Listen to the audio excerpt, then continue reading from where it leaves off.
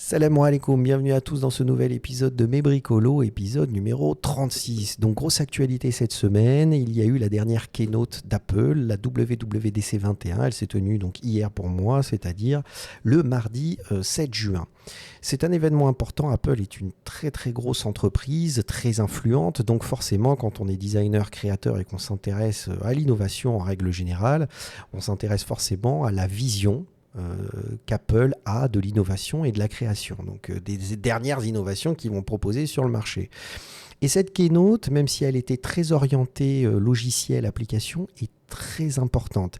Je vais vous présenter mon regard, mon analyse dessus, et je pense qu'elle peut vous intéresser. En tout cas, à mon avis dit comme ça, elle va être très différente de ce que vous allez regarder, voir sur ce sujet, c'est-à-dire sur cette keynote d'Apple.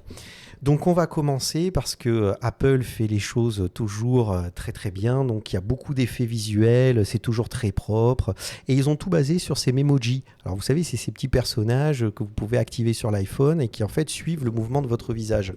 Et c'est plutôt sympa, c'est plutôt amusant. Et ils ont tout basé là-dessus, sur l'axe de présentation de leur keynote. Alors il faut savoir que la WWDC, c'est principalement, je vous l'ai dit, orienté logiciel et application, donc ils ont parlé de l'iPhone avec la dernière mise à jour d'iOS 15, iPadOS 15 pour les dernières mises à jour de l'OS, donc d'iPad, et on termine par le macOS Monterey qui est la dernière version du système d'exploitation Mac. Alors on va parler de certaines caractéristiques, de certaines innovations qui me semblent intéressantes et qui méritent de s'arrêter dessus et de les analyser en profondeur dans la logique et la stratégie d'Apple, parce que c'est surtout ça qui est intéressant, c'est que cette keynote est très très importante, bien plus importante que la keynote d'avril où ils ont quand même présenté les AirTags, ils ont présenté la nouvelle Apple TV, ils ont présenté le nouveau iPad Pro, ils ont présenté l'iMac et avec les puces M1, mais je trouve que cette keynote, même s'il ne parle que d'applications et de logiciels, est beaucoup plus importante pour comprendre la stratégie d'Apple. Donc on revient sur cette présentation avec les petits Memoji. Je vais m'arrêter là-dessus parce qu'en fait, en introduction de leur keynote, comme c'est le Covid et comme il ne peut pas y avoir de rassemblement, en fait, ils ont fait un petit effet assez ludique et sympa où en fait, ils ont fait asseoir les petits Memoji qui écoutent cette keynote. Et en fait, c'est la première fois pourquoi je mets cette image en avant, parce qu'en fait, jusqu'à présent, alors évidemment, les keynotes d'Apple sont toujours très léchées, très propres, très bien faite, très bien réalisée. Mais il y a une chose qui m'a vraiment marqué cette fois-ci, c'est qu'en fait, j'ai trouvé cette keynote, mais alors complètement, absolument pas naturelle. C'est-à-dire complètement, il y avait un côté glossy qui était très déplaisant. Alors, je vais vous expliquer en vous montrant cette photo.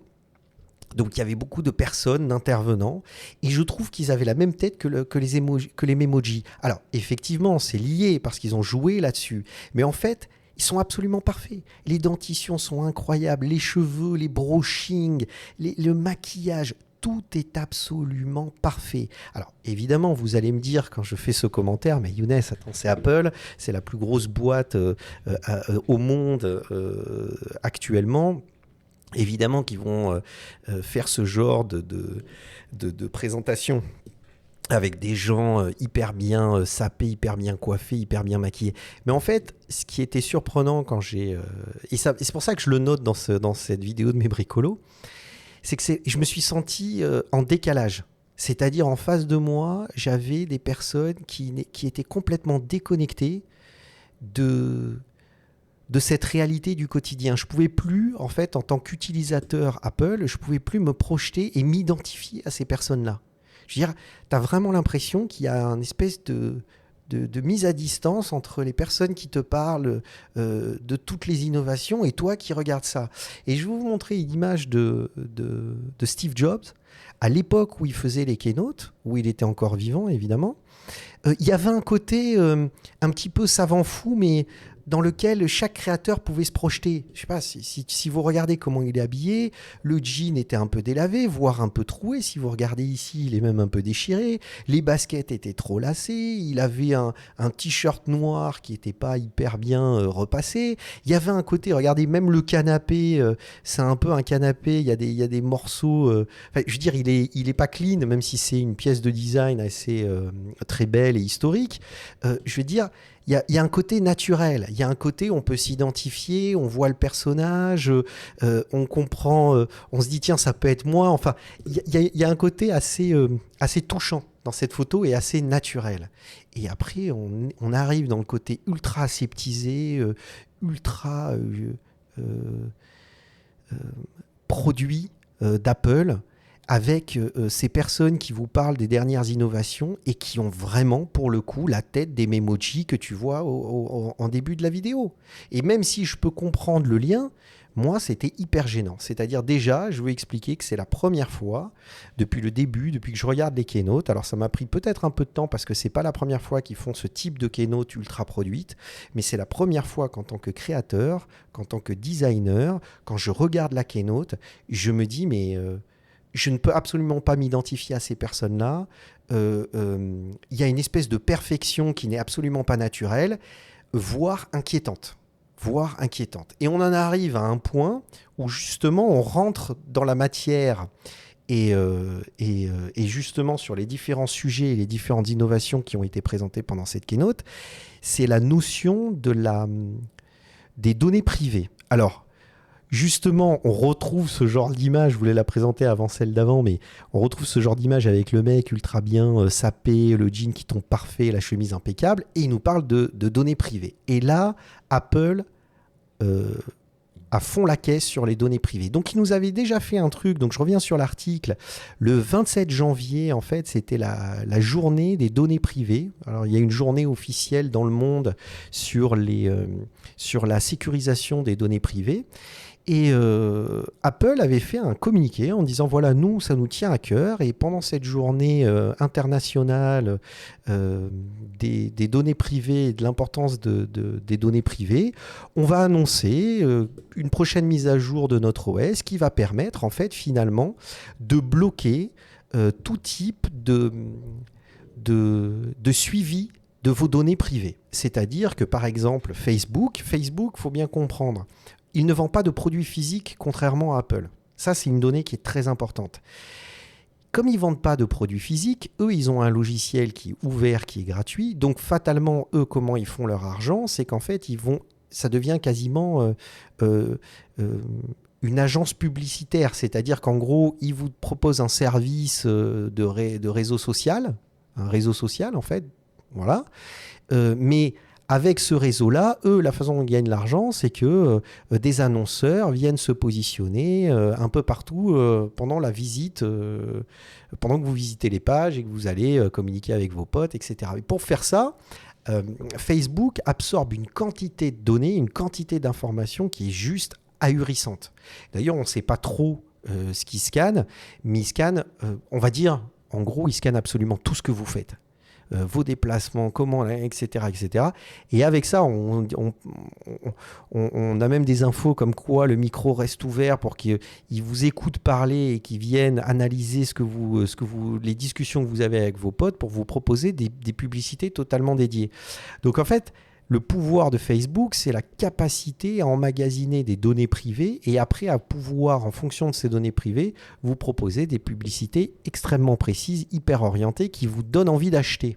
C'est les produits qui sont justement présentés dans ces publicités. C'est comme ça qu'ils font leur argent. Et là, Apple arrive le 27 janvier en disant, dans une prochaine mise à jour, on va bloquer ça. C'est-à-dire, ou en tout cas le bloquer, on va donner le choix à l'utilisateur d'accepter d'être suivi par ce type d'application ou d'accepter simplement de dire non, moi je veux que mes données privées soient privées, j'ai pas envie de balancer tout ça sur Internet et qu'ils se goinfrent avec. Non, je veux savoir ce que je donne d'abord dans un premier temps et puis même j'ai pas envie de le donner. Et ça fait quand même un boom parce jusqu'à présent on se disait, on n'imaginait pas une fois qu'une boîte faisant partie des GAFA allait sécuriser les données privées comme ça. Alors, Sur le tas, Facebook dit ouais, enfin bon, ça c'est un peu un coup d'épée dans l'eau. Vous allez voir, on va tirer notre épingle du jeu. Et on se retrouve fin avril, le 26 avril, avec la mise à jour d'iOS 14.5 qui justement met en place ce système de sécurisation des données. Et là, là c'est un article sur Vox. Et ça fait vraiment les unes de tous les journaux, de tous les médias internationaux, parce qu'en fait, on se rend compte que ça fonctionne super bien. C'est-à-dire que ça n'a pas juste été un effet d'annonce, c'est que Apple a vraiment pris le parti pris de protéger vos données privées. Donc c'est beau quand même. Moi j'ai trouvé ça, je me suis dit, putain, c'est vraiment très intéressant. Et en fait, on se rend compte, il y a eu comment ça s'appelle, pas un test, mais comme une analyse, justement, pour savoir à peu près combien de personnes avaient accepté ou refusé de partager les données privées. Seulement 4% des personnes, des utilisateurs de la dernière version donc d'iOS 14.5, c'est-à-dire de l'iPhone, des utilisateurs de l'iPhone qui utilisent cette dernière version du logiciel, ont accepté que leurs données soient suivies. Vous imaginez ? 4%, ça veut dire qu'il y a 96% qui ont refusé. Et ça a été énorme, à tel point que Facebook a envoyé un message en disant au moment d'accepter ou de refuser d'avoir que vos données soient suivies ou pas, il vous envoyait une fenêtre qui vous alertait en disant attention, si vous acceptez pas, ce logiciel va certainement devenir payant. C'est-à-dire que c'est tellement un énorme manque à gagner pour Facebook que en fait ils avaient minimisé l'impact de cette décision. Et ils se sont retrouvés très embêtés par rapport à ça. Et alors là, Apple sort comme étant le vainqueur. C'est-à-dire, ils défendent le petit consommateur qui est là en train de se faire pomper complètement comme de toutes ses données, et se vampiriser, quoi, tout simplement, par Facebook, par Google, etc. Et Apple, qui fait partie des GAFA, se met du côté des utilisateurs et dit non, ils sont là à dire non, nous, ce qu'on va faire, c'est qu'on va protéger vos données privées. Donc c'est énorme, tu te rends pas compte, c'est gigantesque. Et moi, je me dis, c'est hyper intéressant, mais c'est bizarre. Alors, pourquoi c'est bizarre ? C'est parce que je me dis, pourquoi ils le sortent maintenant ? C'est-à-dire, on va avoir la WWDC, c'est-à-dire le 7 juin, donc c'était hier, qui va mettre en avant les dernières grosses mises à jour d'Apple sur tout ce qui est les systèmes d'exploitation des différents objets qu'ils proposent. Et je me dis, c'était le moment de parler de ce genre de choses. Pourquoi, en mi-avril, sorti de nulle part, on se retrouve avec ce genre de mise à jour qui est une mise à jour très importante avec une fonctionnalité hyper importante qui est balancée comme ça avant même la keynote de juin. Donc je m'étais juste fait la remarque et je ne comprenais pas forcément. Et pendant la keynote donc d'hier, rebelote, Apple balance à fond la caisse autour des données privées et se dit, nous, on est les défenseurs des utilisateurs et on va en faire encore plus. Et alors là, les mecs, ils vont dans tous les sens. Donc ça, c'est une des choses à prendre en compte, qui est très importante, c'est que en fait, on se disait, moi je pensais que c'était, ça y est, ils avaient atteint le maximum, si vous voulez, au niveau de la sécurisation des données privées, et ce ne serait que dans 4-5 ans qu'ils allaient sécuriser les IP, les boîtes mail, enfin, etc. Eh bien non, pas du tout. La keynote de la WWDC 21, alors là, c'est données privées, utilisateurs, on vous protège. Et là, ça va dans tous les sens. On protège les emails en créant des emails secondaires. Normalement, ce sont des choses que on fait quand on va visiter des sites internet, des choses et qu'on est, c'est-à-dire qu'on a vraiment besoin de sécuriser nos données. Moi, je sais que je l'utilise pour mes serveurs, etc. Parce que on peut subir souvent des attaques, on peut être piraté. Donc, ce sont des systèmes de protection. C'est comme si on créait en fait des portes supplémentaires pour éviter que à chaque fois qu'un pirate arrive à pénétrer dans une porte, eh bien, il y en a une nouvelle devant lui. Le brouillage des adresses IP, des systèmes de cryptage absolument incroyables, le blocage des cookies. Enfin, les mecs vont à fond pour cette keynote et encore beaucoup plus loin. Il y a plein de choses qui se passent en back-end, c'est-à-dire qui ne sont pas activées par vous, mais qui sont par défaut sur l'iPhone, sur l'iPad et sur macOS. Pour les Mac, qui se passent en tâche de fond et en fait qui vous permettent de vraiment complètement sécuriser vos données. Aucune plateforme externe ne peut accéder à ces données et en fait vous pouvez totalement disparaître. Et je me dis mais c'est incroyable. Mais à quel prix ? À quel prix ? Et c'est là où ça devient intéressant. C'est parce que quand on commence à regarder les autres fonctionnalités d'Apple, on se rend compte que une des grandes fonctionnalités, c'est que vous savez que la keynote de l'année dernière, ils avaient montré comme quoi, enfin ils avaient proposé un système pour que votre téléphone devienne la clé de votre voiture. Pourquoi pas ? C'est votre véhicule. Moi, je m'étais posé la question en me disant, dès que tu digitalises ce genre de choses, quand même, ça peut être piraté. Donc, il faut sacrément sécuriser tout ça. Mais bon, on voit que dans la logique d'Apple, ils sont vraiment dans le but de sécuriser un maximum vos données. Donc, OK. Après, les cartes de crédit. Bon, les cartes de crédit, pour moi, déjà par défaut, c'est un truc qui peut être piraté dans tous les sens. C'est-à-dire la carte de crédit physique, celle que vous avez dans votre porte-monnaie. Alors qu'une fois que tu la mets dans ta wallet, dans ton téléphone, tu ne peux activer ta carte de crédit que si ton téléphone te reconnaît avec Face ID ou avec Touch ID. Votre carte bancaire, elle n'a pas ce système-là. Donc pour le coup, moi j'étais content en me disant, ok, c'est la dématérialisation de la monnaie physique. Là, c'est une discussion qui est un peu complexe, mais il ne faut peut-être pas se réjouir à tout prix de la perte de la monnaie physique. Mais en l'occurrence, pour la sécurisation des données bancaires, force est de constater que ça fonctionne.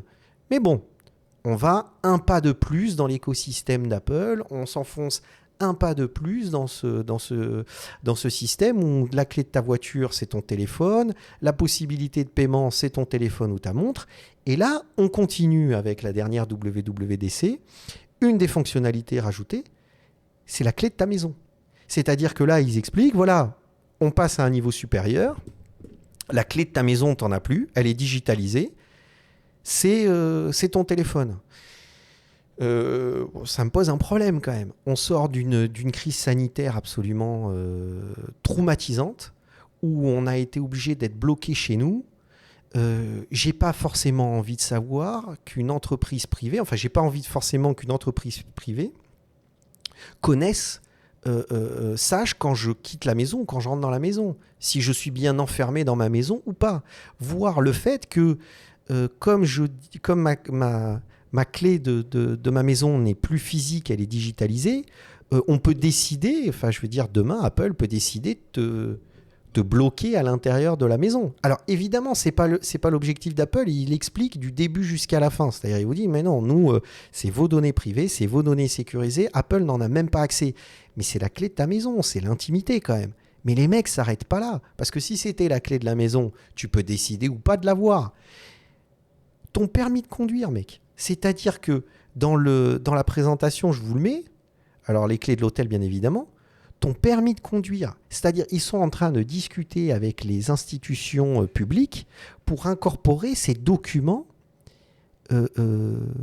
d'état civil, c'est-à-dire permis de conduire, carte d'identité, passeport. Digitaliser ton permis de conduire, ta carte d'identité, ton passeport. C'est-à-dire que ton identité n'est plus quelque chose de physique que tu possèdes et qui n'a absolument aucun contact avec quelque chose d'extérieur. Elle est la propriété d'une entreprise privée. Alors quand je dis propriété, toute proportion gardée, mais quand même, c'est-à-dire que ta carte d'identité, ton permis de conduire, est détenu par une entreprise privée sur des serveurs privés. Je veux dire, il faut l'accepter, le truc. C'est-à-dire que, vraiment, là, moi, ça me pose un gros problème. Parce que, si on prend l'exemple d'Instagram, qui était une entreprise privée, les mecs, à l'époque où Instagram n'appartenait pas à Facebook, les photos que vous publiez dessus, elles vous appartenaient. Quand Facebook a acheté Instagram, en fait, une des premières choses qu'ils ont fait, c'est qu'ils vous ont dit, les photos vous appartiennent, mais on a le droit de les exploiter comme on veut, quand on veut, où on veut. Et même si on fait de l'argent avec, c'est notre problème, c'est pas le vôtre. Et là, je me rappelle, à l'époque, ça avait posé un gros problème aux photographes. Encore l'Instagrammeur du quotidien, lui, il s'en fout. À la limite, c'est peut-être un petit peu violent parce que ça reste des données privées. Tu n'as pas forcément envie de voir une photo que tu as prise publiée dans un, je sais pas quoi, dans une publicité pour Instagram ou ce genre de choses. Mais un photographe, il vit avec. Et il te dit, on t'explique que les mecs de Facebook, ils peuvent faire ce qu'ils veulent de ta photo sans même te tenir informé. C'est chaud. Et là, si je prends cet exemple, évidemment, Apple ne risque pas d'être racheté demain par une autre entreprise, mais on change de présidence. Tu changes. Tu as un mec qui dit « Ah ouais, mais moi j'ai envie de faire les choses différemment. » Ah mais ça pose beaucoup plus de problèmes, parce qu'il peut complètement changer la logique de la protection des données. Et dire oui, mais finalement, avant c'était comme ça, maintenant c'est comme ça. Et toi, tu te retrouves coincé dans l'écosystème d'Apple. Donc on arrive avec la clé de la voiture, tes cartes de crédit, la clé de ta maison, ton permis de conduire, ta carte d'identité, ton passeport. OK ? Et ils ont continué. Les données de santé.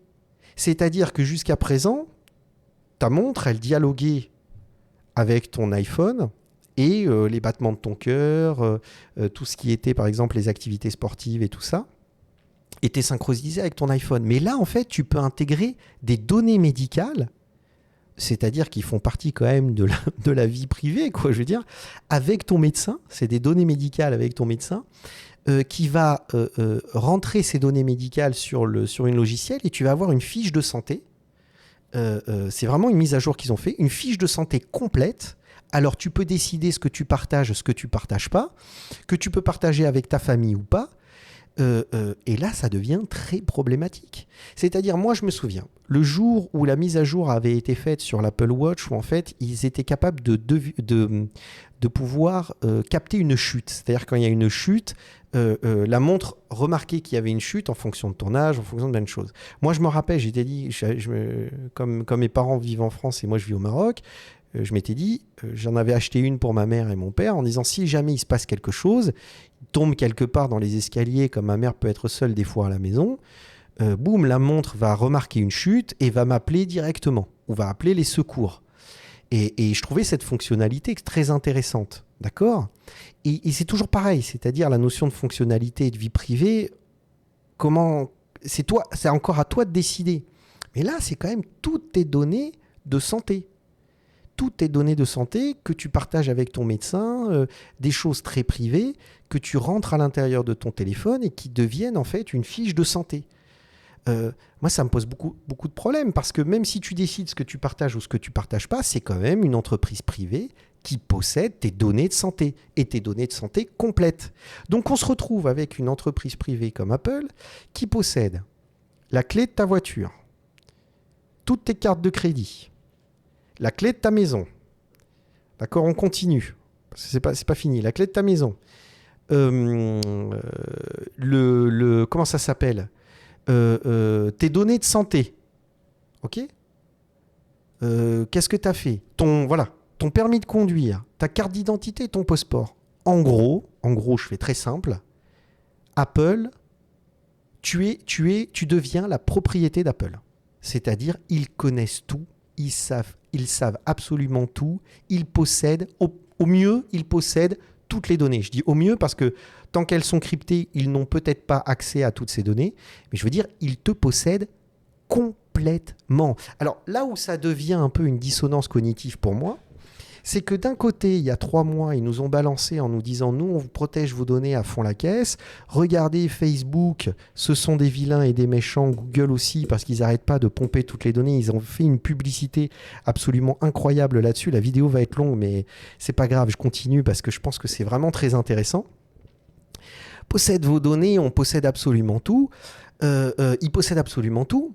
C'est eux les méchants. Mais en attendant, ni Google, ni Facebook n'a eu les tripes de te demander ta carte, ton permis de conduire, ta carte de santé complète, ton passeport, ta carte d'identité, la clé de ta maison. Il n'y en a aucun qui t'ont demandé ces données. Et c'est là où j'ai compris le principe. C'est-à-dire, depuis 3-4 mois, ils font toute une stratégie de communication histoire de vous expliquer que Apple sont là pour protéger vos données, pour que, arrivé à la keynote de juin, ils vous disent on va absolument aspirer toutes vos données, on va posséder toutes vos données privées, mais vous inquiétez pas, vous avez confiance en nous, parce que regardez ce qu'on a fait auparavant et toutes ces données sont sécurisées. Alors là, c'est une question de confiance. Est-ce que vous faites confiance à une entreprise privée pour détenir l'ensemble de vos données personnelles? Mais quand je dis vos données personnelles, ça dépasse de je suis allé manger une pomme dans le petit marché du coin et était tracé par GPS. Ça dépasse ce genre de choses. Là, on est vraiment sur des données très, très, très, très, très privées. Est-ce que vous faites confiance à Apple? C'est ça l'histoire. C'est que là, c'est une histoire de confiance. En fait, ils nous ont eus. Ils nous ont bernés complètement. C'est-à-dire, ils ont joué les bons gars à vouloir protéger nos données. Ils ont joué les bons gars à se dire « Regardez les gars, je suis là avec vous, je protège vos données ». Mais en fait, c'est eux qui vont digitaliser le plus grand nombre de données privées et posséder le plus grand nombre de données privées. Alors, là, vous allez arriver au moment de cette vidéo et vous allez me dire « Mais à quel but? Quel est le but ?» Parce que pour eux, le seul objectif, c'est de dire on va vous proposer un système le plus fluide possible, le plus sécurisé possible, où toutes vos données personnelles, pour le coup, vaut mieux qu'ils soient chez nous, parce qu'on va vous garantir cette sécurisation des données. Comme ça. Donc, c'est tout un discours hyper beau. Et pourquoi pas? Mais quel est le but de ça? Mais le but, c'est que vous soyez complètement enfermé dans l'écosystème d'Apple. Parce que, et là, on revient à ce que je disais par rapport à Facebook. Je vous disais, juste avant, Facebook, c'est juste une application, un logiciel. Ils ne vendent pas de produits physiques. Ils ne vendent pas de hardware. Là où se fait de l'argent chez Apple, c'est le hardware. D'accord? C'est le produit physique. Donc, si vous êtes enfermé dans un écosystème et que vous ne pouvez plus en sortir, il faut toujours renouveler l'ancien téléphone qui n'est plus compatible avec les nouvelles données par un téléphone de chez Apple. Donc, vous êtes totalement enfermé chez eux. Et si demain, vous décidez de partir et d'aller chez Android, d'acheter un téléphone chez Samsung ou ce genre de choses, ça va être très, très, très, très difficile de quitter Apple. Parce qu'il détient vos données de santé, Apple va vous dire, mais bien sûr, vous pouvez quitter Apple. Mais toutes les données que vous avez eues sur Apple ne sont pas transférables sur le nouveau système. Donc, c'est remise à zéro. Vous ne pouvez pas récupérer vos données. C'est-à-dire que c'est là où je dis, Apple, vous devenez la propriété d'Apple parce qu'à donner tous ces éléments à Apple et toutes ces données privées finalement, il devient très difficile pour vous d'en sortir. C'est un peu comme une prison dorée, c'est une cage dorée en fait. Vous voyez ce que je veux dire? Et ça devient très problématique parce que je trouve que les intentions ne sont pas claires. C'est-à-dire c'est vous faire croire quelque chose, c'est une espèce de manipulation, et c'est vrai, c'est ça quoi, c'est une espèce de manipulation qui va en fait complètement vous enfermer dans l'écosystème d'Apple. Et comme ça, vous ne pouvez plus qu'acheter du Apple. Vous ne pourrez plus jamais sortir d'Apple. Et ce qui se passe, qui est d'autant plus inquiétant, c'est que, en fait, et je pense que c'est pour ça qu'ils ont agi aussi violemment, parce que pour moi, je trouve ça très violent. Apple n'a jamais fait un truc pareil. C'est qu'en fait, Google, avec son système Google Home et Google Nest, propose énormément d'objets physiques qui fonctionnent très bien pour la maison. C'est-à-dire caméra de sécurité, thermostat, écran d'information, changement, c'est-à-dire toute la domotique de la maison, changement des ambiances lumineuses, etc. Ça fonctionne très, très, très, très bien. Le nombre d'objets qui existent chez Google qui vous permet justement de pouvoir paramétrer votre maison est absolument incroyable. Et Apple est complètement largué. Moi, pour vous donner un ordre d'idée, je suis équipé dans mon appartement 100% Google Home. D'accord? Mes lumières sont réglées avec Google Home, ma musique est réglée avec Google Home, quand je suis dans la cuisine, les recettes, Google Home, tout est géré par Google Home dans mon appartement. Ok? Et ça embête énormément Apple, parce que la seule chose que j'ai d'Apple dans mon appartement, c'est Apple TV. Parce qu'aujourd'hui, je trouve que l'Apple TV fonctionne mieux que le système Chrome TV de chez Google. Mais l'écosystème de Google évolue tellement bien que je suis en train de me poser la question de switcher vers Google TV. Vous voyez ce que je veux dire? Mais si demain, je participe à cette évolution chez Apple, c'est-à-dire que ma carte d'identité, mon passeport, mon truc, mon machin, au bout d'un moment, je vais me trouver coincé parce que j'aurai tellement de données privées chez Apple que je serai obligé de sacrifier toute mon installation pour mettre une installation Apple, même si elle est moins performante que celle de Google. Vous voyez où je veux en venir? Donc voilà, c'est là où je trouve ça très intéressant, cette keynote. C'est parce qu'en fait, ça permet de vraiment comprendre vers quoi et vers où s'oriente Apple. Et pour synthétiser un petit peu tout ça et pour terminer cette émission de mes bricolos qui est une des plus longues que j'ai faites, mais c'est pas grave parce que de toute façon je cherche à vous donner un maximum de contenu intéressant, je cherche pas forcément donc même si je me répète un peu de temps en temps, je trouve ça intéressant. Donc la chose qui est très intéressante et que de cette keynote d'Apple, c'est la politique d'Apple. C'est-à-dire, Apple essaye de vous persuader à tout prix, et vous allez voir dans les prochaines publicités Apple, etc., ils vont mettre l'accent à fond la caisse sur la sécurisation des données privées. Vous allez manger ça dans cet été jusqu'à septembre prochain et la prochaine keynote d'Apple. Vous allez manger ça en boucle sur toutes les télés, sur toutes les publicités Apple. On est là pour sécuriser vos données. On est avec vous. On fait partie des GAFA, mais nous, on a compris que le plus important pour nous, c'est nos utilisateurs. Si vous nous faites confiance, vous inquiétez pas, toutes vos données ne seront pas utilisées et en plus, on va aller plus loin que les autres dans la sécurisation des données.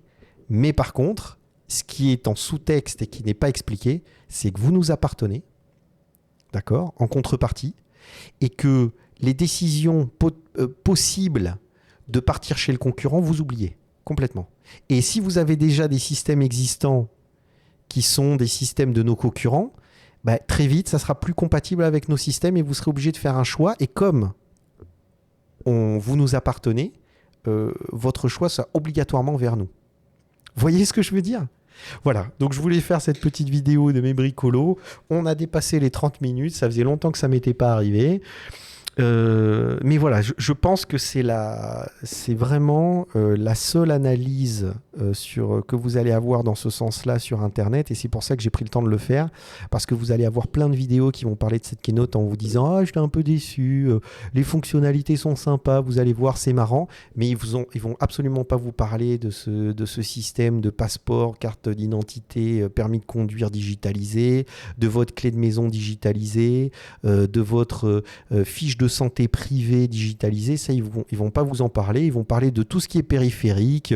Oui, alors, les vidéos, regardez maintenant, FaceTime, ça fonctionne super bien, on peut discuter avec l'autre, la caméra fait ci, le truc fait ça, mais en fait, au final, tout ça, c'est du maquillage.